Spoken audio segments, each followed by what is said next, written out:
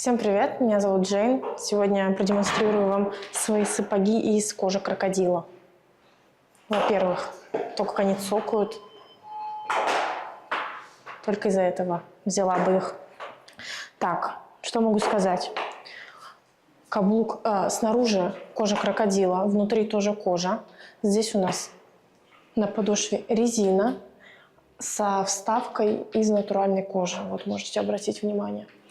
Также каблук примерно 11 сантиметров из пластика, внаружи сталь. Стальной каблук. Носок острый. А сами ботинки чуть ниже колена. Так. Немного пройдемся.